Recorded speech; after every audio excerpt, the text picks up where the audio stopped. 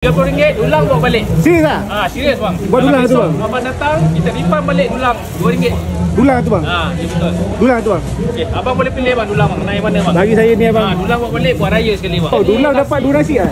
Dulang dapat donasi? Dapat donasi. Okey bang, kita ada dua pilihan ayam. Sama ada abang nak dua yang sambal, dua yang kicap ataupun satu sambal, satu kicap. Paling sedap bang? Paling sedap, dua-dua sedap. Boleh bang, pilih bang. Satu lah Boleh. Apa bagian apa boleh bang? Bebas bang.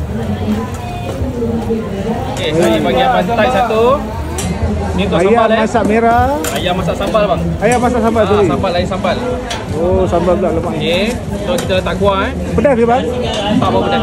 Budak pun boleh makan. Budak boleh makan. Dan lagi satu air kicap Boleh kicap? Air kicap kita bagi isi lah bagian isi. Kicap bagi isi ah? Boleh. Bagi rib. Habis nasi ambeng biasa RM1 bang? Ya. Nasi ambeng kalau satu lauk RM1? Kalau yang untuk satu lauk RM12. RM12 dapat satu lauk saja. Tapi kalau untuk RM30 kita dapat 3 lauk. 3 lauk. 2 ayam dan satu daging. Daging rendang Daging rendang Okey bang, tengok bang portion dia. Baik, banyak. Set untuk nasi ambeng, kita ada sambal goreng. Sambal goreng.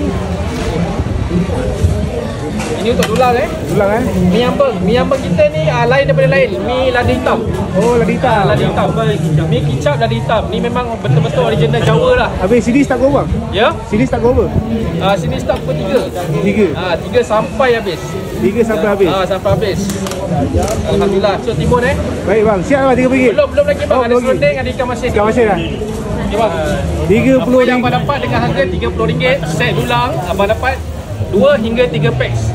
RM30 RM30 betul bang. RM30 dulang bawa balik. Baik bang, okay bang, nice, terima kasih.